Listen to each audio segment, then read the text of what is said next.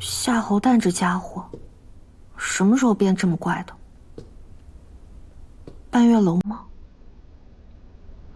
还是更早啊？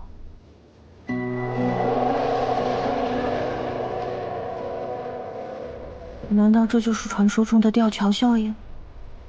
如果我们之中必须有一个人恋爱脑，那个人也不该是夏侯旦。会不会是我自作多情想多了呀？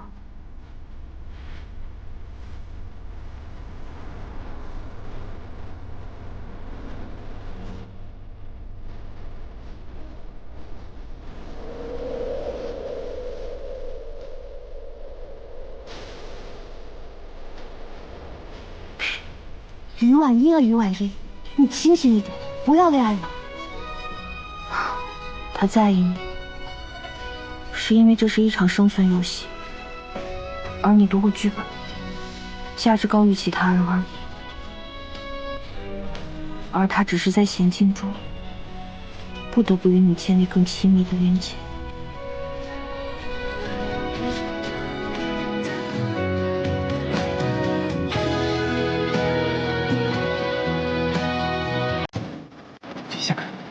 陛下，陛下，快快快快，快，快快快！嗯，你怎么？我可以招他侍妾，但你必须全程都在旁边陪我，不许走开，听到没有？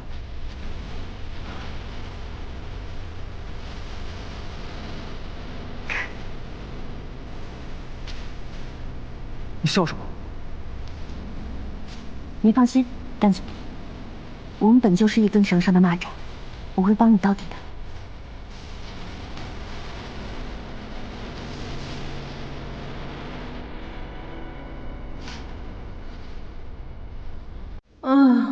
喝大了可太难受了。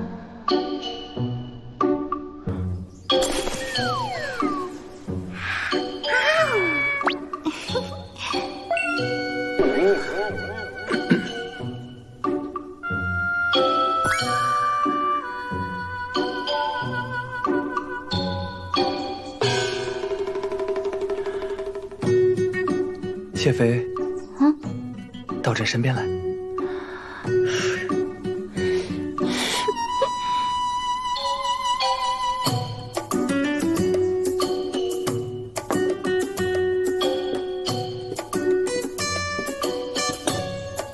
皇上，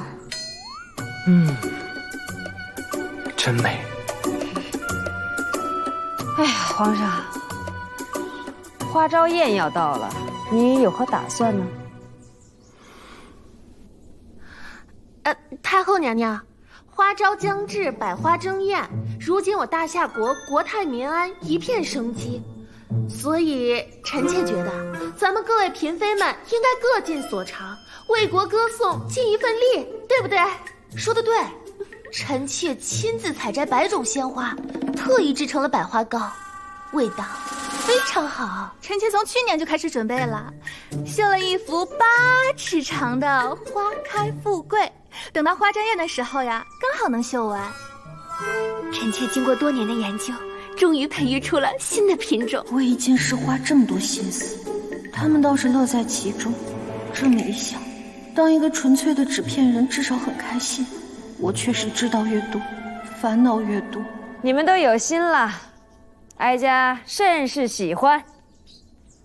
皇帝，你觉得呢？更中意哪个呀？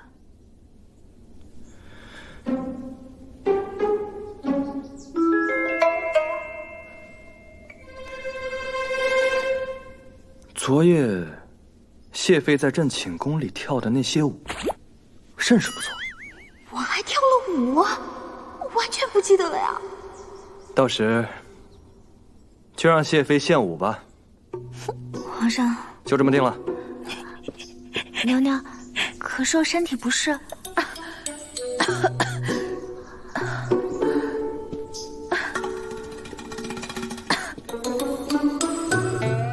臣妾近日偶感风寒，精神不济。这样大好的日子，臣妾还是先回避一下，免得扫了皇上和太后的雅兴。好一副楚楚可怜的样子，有心机。装什么装，姐妹？想装病来博同情？皇上可千万不要被这白莲花的小伎俩给骗了呀！哎，你说这雨飞这身……滚吧！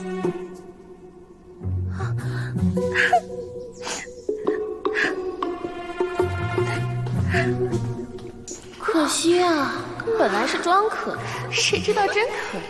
嘿，想想，活该。爱妃，今晚接着来朕寝宫，可好？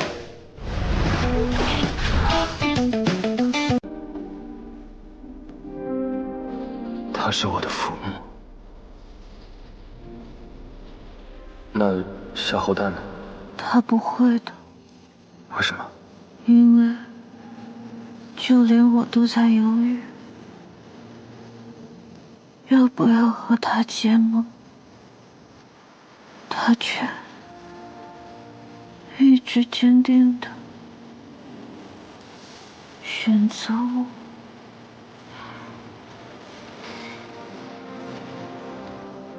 你是我这2辈子见过的最勇敢、最厉害的人，你一定会笑到最后，杀出一片山河情怀。蛋总，蛋总，你怎么来了？端王他果然有问题。为什么这么说？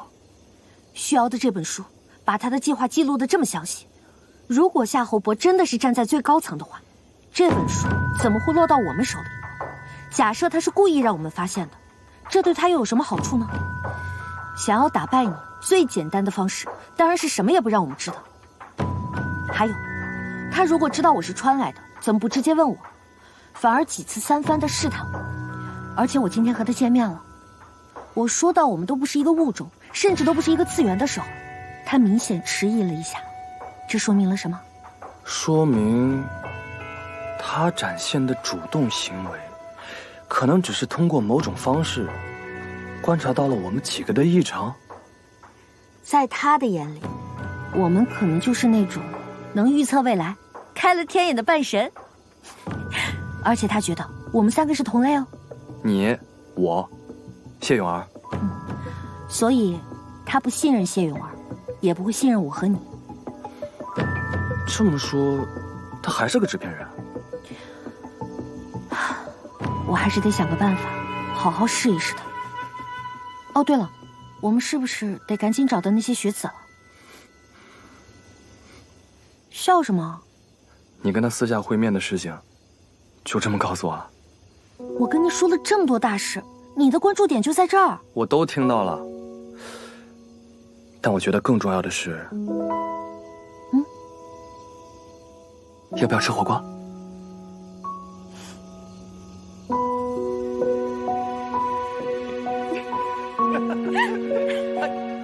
好了好了，错。哎，吃火锅去。走。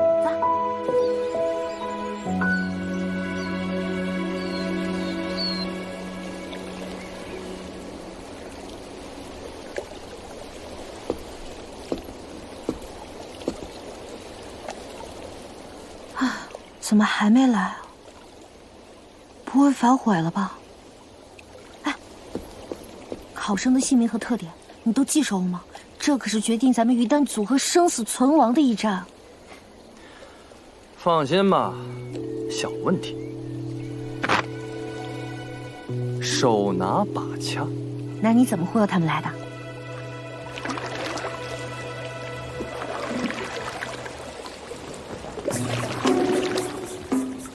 卖包子，香喷喷的大包子。客官说好。天下落奸佞之手，知危急存亡之秋。民力一竭，财用一法，士卒一老，人心一力。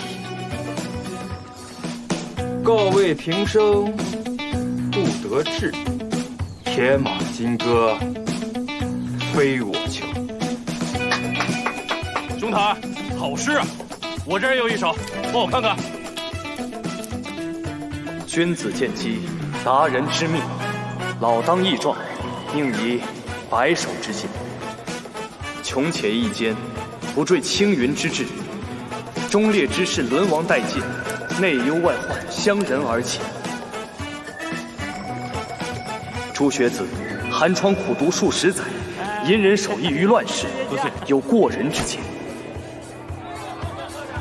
天下兴亡，匹夫有责。江山飘零，取而代之，不如破而后立。愿结交诸豪杰，指点江山，挽狂澜于既倒，扶大厦之将倾。为天地立心，为生民立命，为往圣继绝学，为万世开太平。月末东湖一句，共商大计，此行或有凶险，望出行谨慎，以保万全。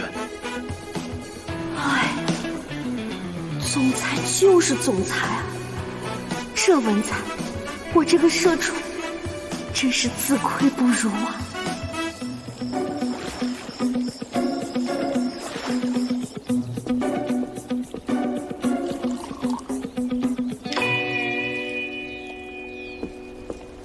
岑兄，借用一下。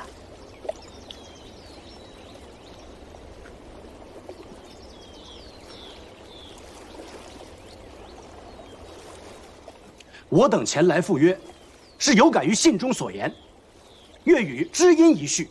今日一看，阁下找我等就是喝酒赏景，也不像信中那样相见恨晚呐。诸位舟车劳顿，还要受这遮头盖面的委屈，在下心中实在过意不去。正如信中所言，确实仰慕各位的才名已久，诸位写的锦绣文章，在下也常常是口诵心为，眼倦。场面话就不用说了吧。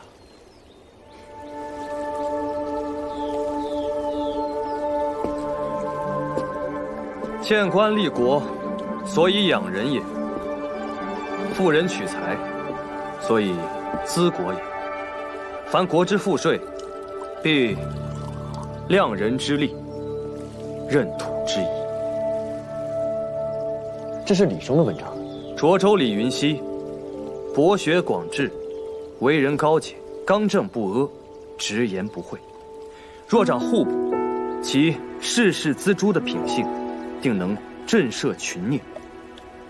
当服一白。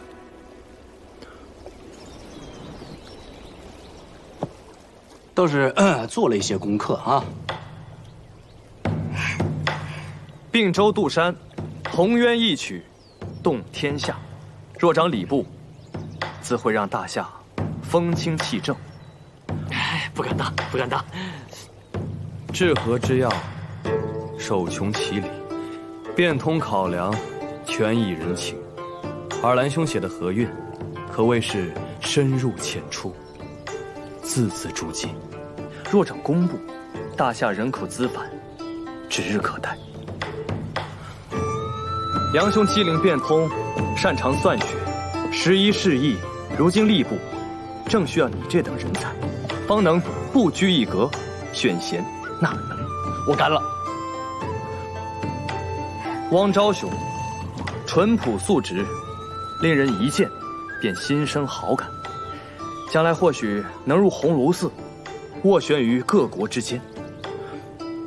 阁下给每个人都许了好大一个诺，那么我又要找什么？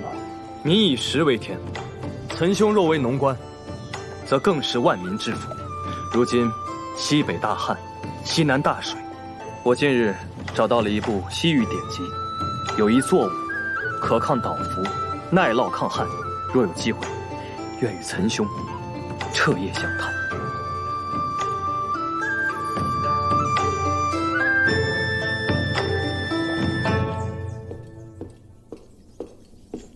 殿下，我们的人刚刚传来消息，皇帝悄悄离宫，去往了西山。西山？好端端的，为何去西山啊？皇帝的别院在哪儿？许是去泡温泉了？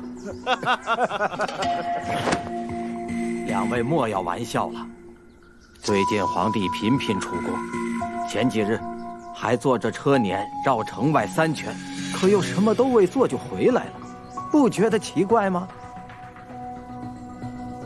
皇帝带了多少人？轻车简行，十分低调，似是不想让人知道。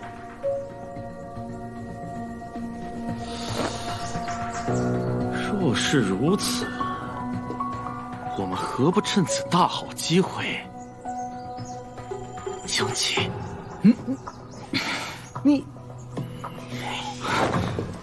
下官可将一支安插在郊外的兵力扮作流寇，定能神不知鬼不觉地成此大事。不可呀，王爷！对，不可呀，殿下！事出反常必有妖。我们谋划数年，不止一次试过刺杀，可都被那皇帝给躲过去了。若说他真如人前那样昏庸无能，臣是不信的呀。我也不信。如此仓促行事，不怕一万，就怕万一呀！为何如此优柔寡断呢？机不可失，时不再来呀！你，先生，流寇一事，你有几分把握？王爷，已演练许久，不敢说万无一失，但胜算极大。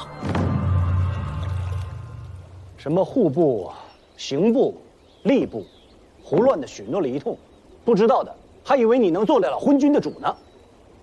是啊，偷屈报明主，身死为国殇。现如今，朝中能臣凋零，我甚至恨不能一头枪地，唤醒那暴君。你指望那暴君干什么？哎，但听坊间传，端王文韬武略，尚可称为贤王。哎，端王一心谋权，未有为国为民之举，算不得贤王。身为一国之君，却陷民生于水火，归根结底，是君王负了臣民呐。红颜祸水啊！想必那暴君一定是被于婉音那妖妃迷了心智，现在越发的昏庸无道。又说我？没错，这正是春宵苦短日高起，从此君王不早朝啊！没有那女性妖妃的时候，皇上就是个明君了吗？他无能便说他无能，何必怪到一个女子头上？你是在维护那妖妃吗？不然呢？你真认为一个后宫妃子能扰乱朝政吗？明明就是借口吧？怎么是借口呢？坊间都传。传什么？传人家蛇精脸能消离？一口一个妖妃叫得掷地有声的，李兄难道看过人家施展妖术不成？二兄，李兄，这家伙会说忧国忧民，在下佩服。二安兄说的也不无道理。可是二位，咱是不是跑题了啊？这天下由何人来管？要怎么管？这个才是我们应该关心的，对不对？没错。正如给各位的信中所言，破而后立，如何破局，才是关键。依我所见呢，正解人就在人，自古以来应当是能者上，庸者下，如今却是庸者上，能者下。不打破贵族特权，这一切都难以展开。正所谓王侯将相，宁有种乎？正是，战乱未必亡国，灾荒亦未必亡国，可唯有一事可令国运不在，人心尽失，那便是寒门再难出贵子。你还真敢说呀？有何不敢？在座诸位布衣为带，能救大夏几何？诸位且抬头看看，不见青天，唯有烂泥。硕鼠，无实我属，既为苍生，无有不可。说得好，有兄台这般胸襟抱负，大夏可有望了。没错，空有一腔抱负却不能入仕为官，救大夏只能是空谈。阁下果然谢如其名，这顿酒喝得痛快。只是阁下到现在还未告知，您到底姓甚名谁呀？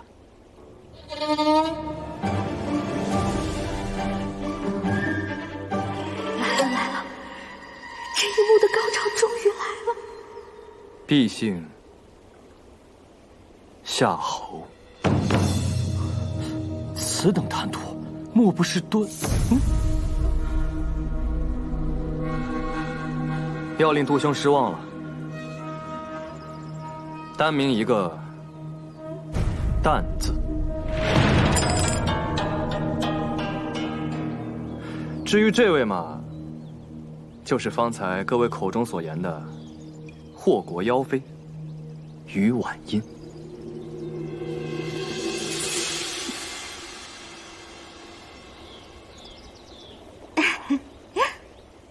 各位才子好。草民王昭，叩见陛下。草民杜山，杨国杰，草民叩见陛下，叩见陛下。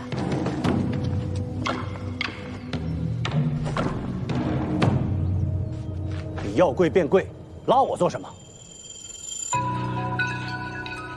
想让我跪着昏君，除非我死。诸位，快请起。请陛下恕罪。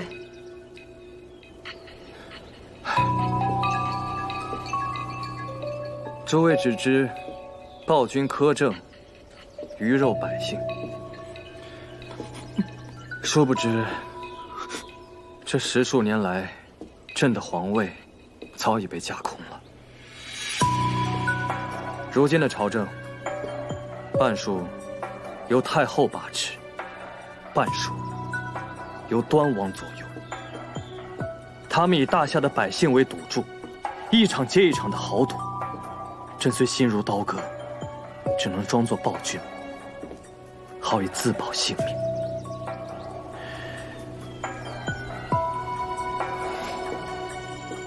今日一叙，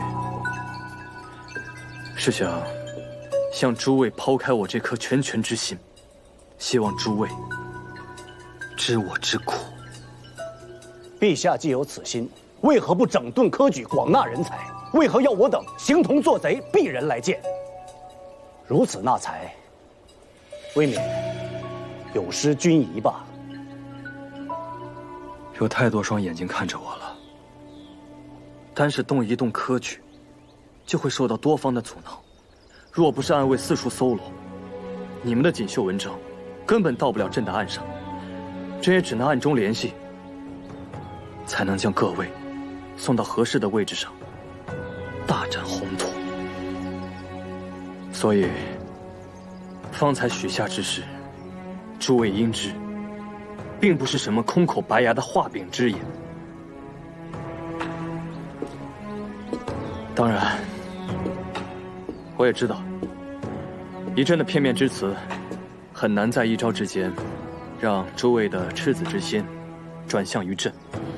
但朕必须得争取。他日，诸位入了朝，定会被太后和端王等盯上，或纳入，或利用，或针对。到了那日，我愿诸位勿忘今日在舟上，痛陈之词，鸿鹄之志，站直了身子，做大夏的脊梁。明明是为招募学子才想出来的话术，可为什么我听完之后却这么想哭？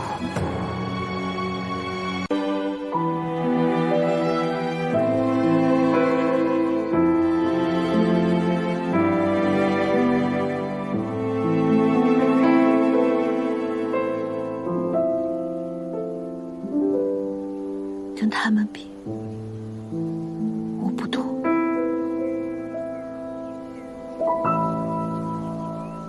还记得吗？那天在半月楼，杜山说，那是他最后一次参加科举。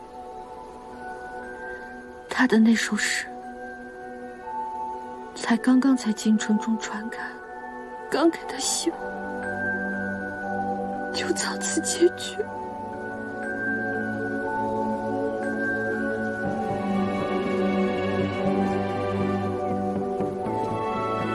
想开点，牺牲一个人，换到其他人的生存。也是没办法。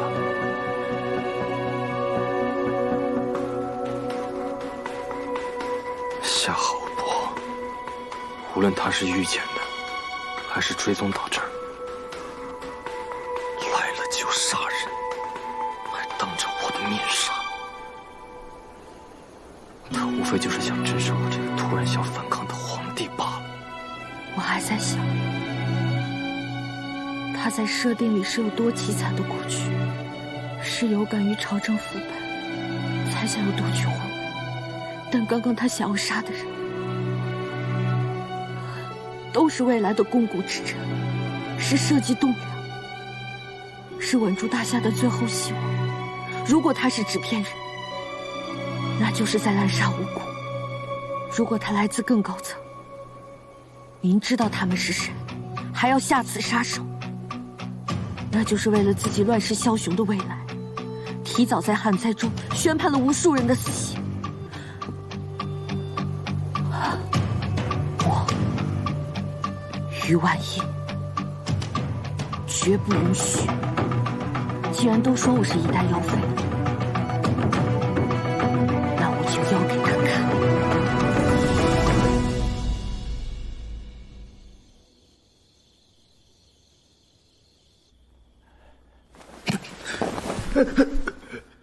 滚！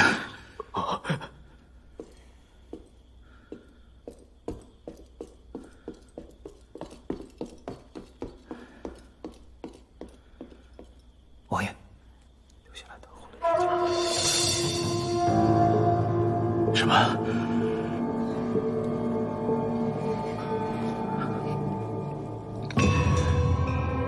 ？20几个人呢？被一个人全灭了？要不是我先离开，是不是我也得死在那儿？是属下学艺不精，辜负了王爷的信任。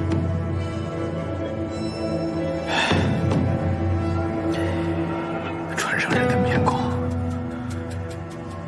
看清了吗？见过他们面孔的全都。但是请王爷放心，属下一定将功补过，尽快查明他们的身份。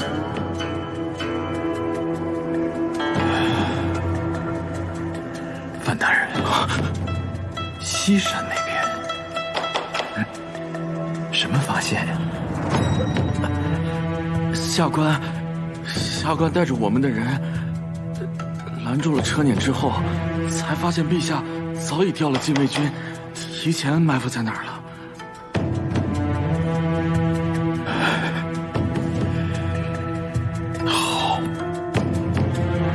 好啊，车上的人是谁？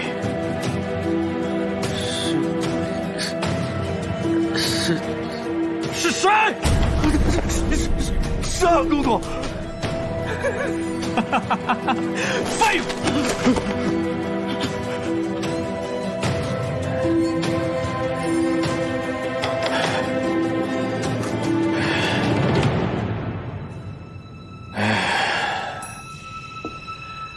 是谁跟我说，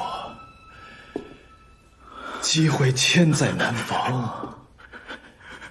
可以神不知鬼不觉的行动？是谁又跟我说，操练已久，就算不是万无一失，他也是胜券在握呀？是不是你呀？啊？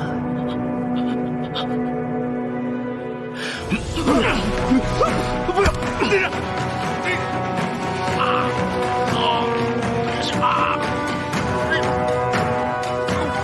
可真是我的好故事，一个人折了我100余名死士，你下去陪他们吧。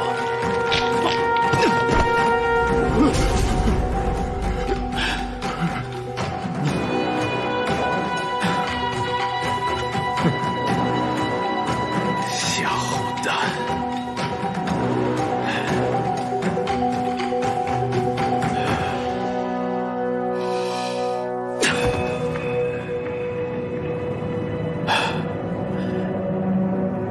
还是小瞧了你。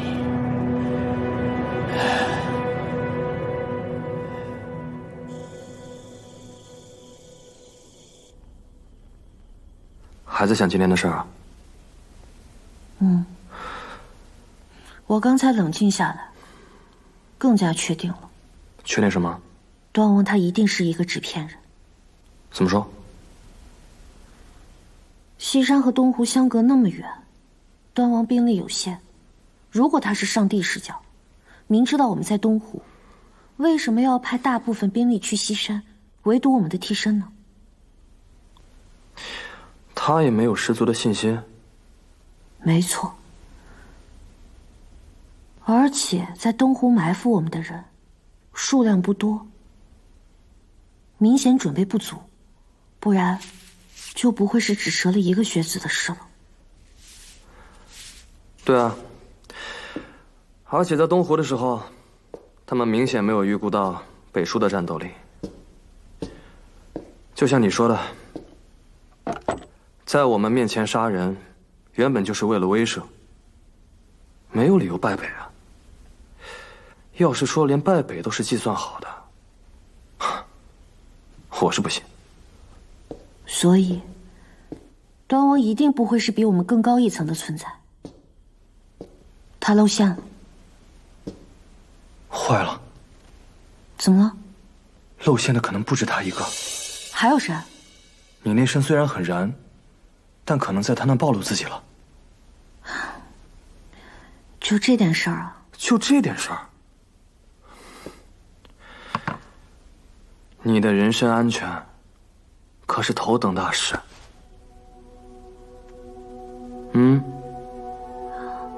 哎呀，其实就算没有我那嗓子，端王早晚也会怀疑我的。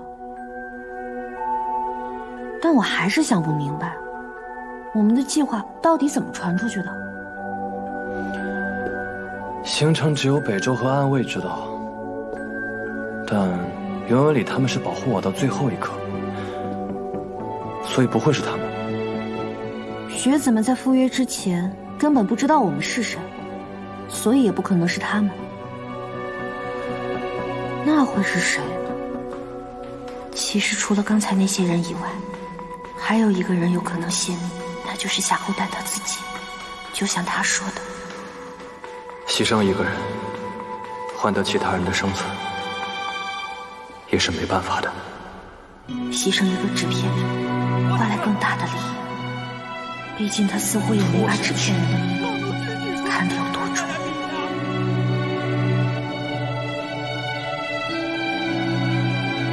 同样是纸片人，也都是风华正茂的栋梁之才，转眼间就……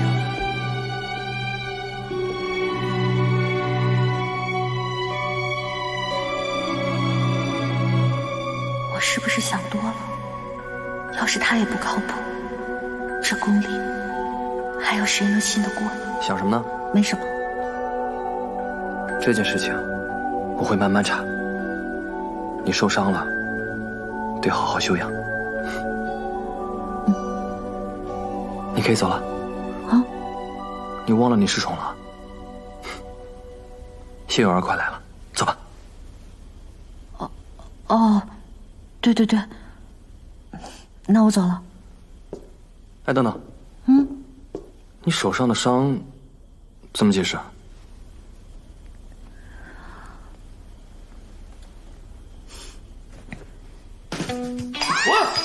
陛下饶命啊！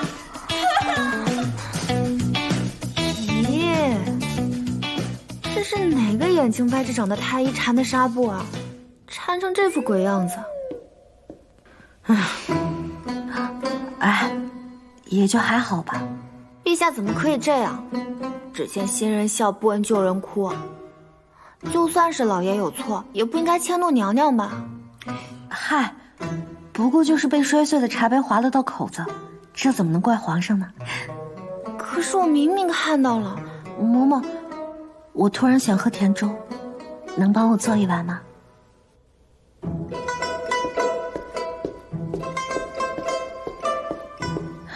北嬷嬷是陛下的人，你说话注意点，莫要惹得他不快。小梅才不怕呢，只是担心小姐，明明可以和心上人过着和和美美的日子，现在却要被困在这深宫中，整日与那暴君虚与委蛇，他还成天派人监视你。哎，伴君如伴虎嘛，小心脑袋。这小梅怎么还记得原来我暗恋端王的人设？跟我这么久了，怎么还没转变过来？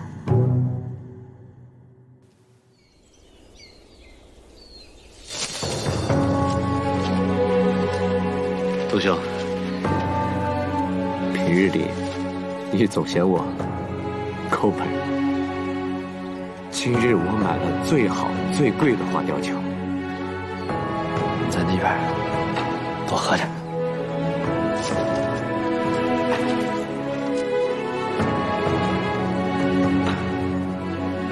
杜兄一生壮志难酬，报国无门，满腹豪情寄予诗文。如今幸遇明君，我等必携杜兄之赤诚，不吝热血匡扶大夏。杜兄，你先看着吧。经此一役，想必诸位也清楚，想和我这个傀儡皇帝在一起，为大夏做一点实事，需要冒很大的风险。若就此萌生退意，也在情理之中。只是诸位已经得涉机密，恕朕不能放尔等自行还乡，万望谅解。陛下是何意啊？想要杀了我们吗？不会，朕会找一个远离这片泥淖的地方，不会强迫诸位出谋划策，行谋士之事。你们只需安心读书，待到都城的局势稳定之后，无论谁做那个皇位，你们仍是你们，清清白白的可用之才。到那时，再用你们的才学做一代贤臣，百世留名。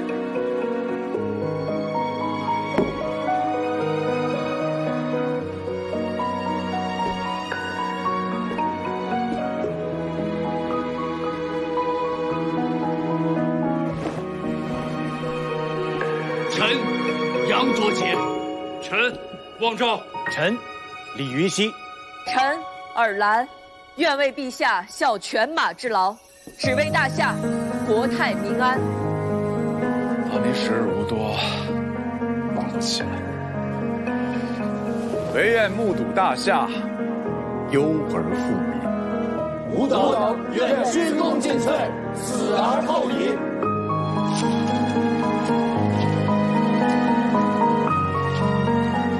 杜兄，当初我们6人约好，一同入仕，为国尽忠。如今4人已去，生者如斯，我们一定会竭尽全力，匡扶明君，以期天下大治。告为你的在天之灵。你放心，这一天不会太久，两奸佞付出代价，早日归命于你。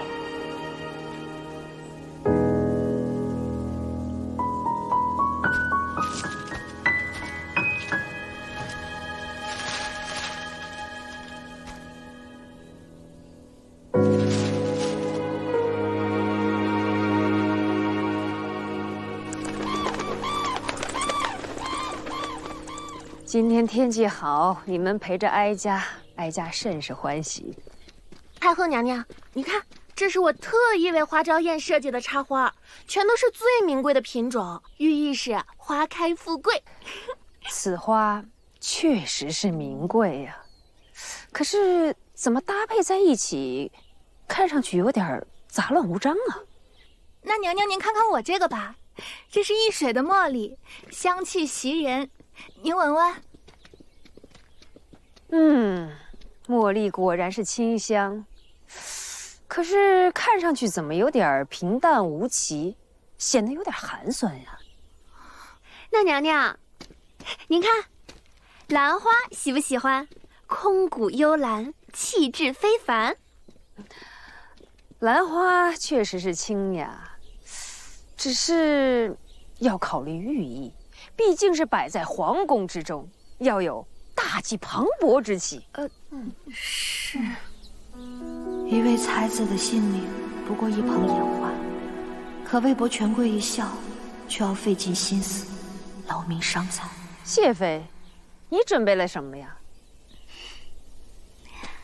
回太后娘娘，臣妾准备了牡丹。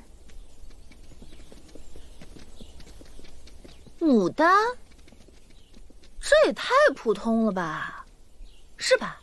美人说的是，此花虽然常见，但花朝宴一年就一次，这可是太后娘娘的脸面呀。太后说的是，不仅要考虑名贵，还要想着寓意，且不能太寒酸。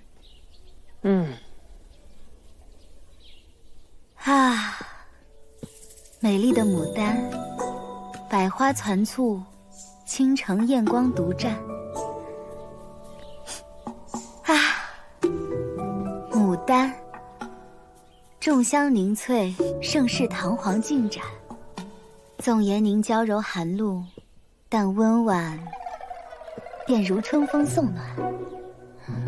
纵在您富贵盈芳，可曾知您也历尽贫寒。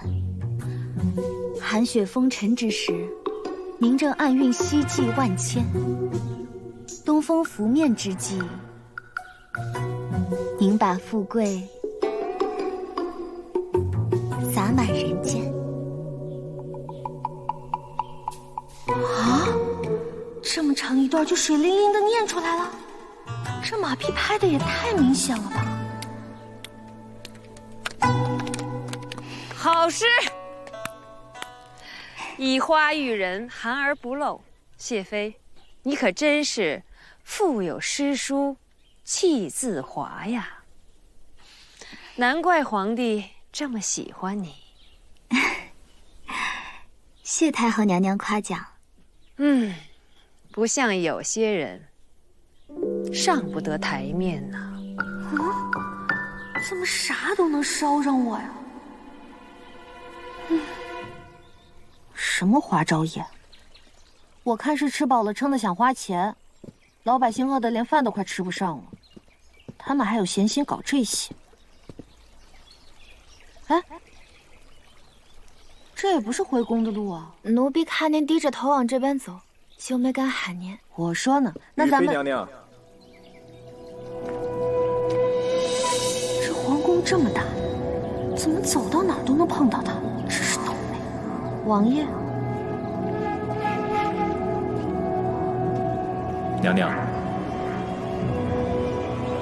可否介意不说话？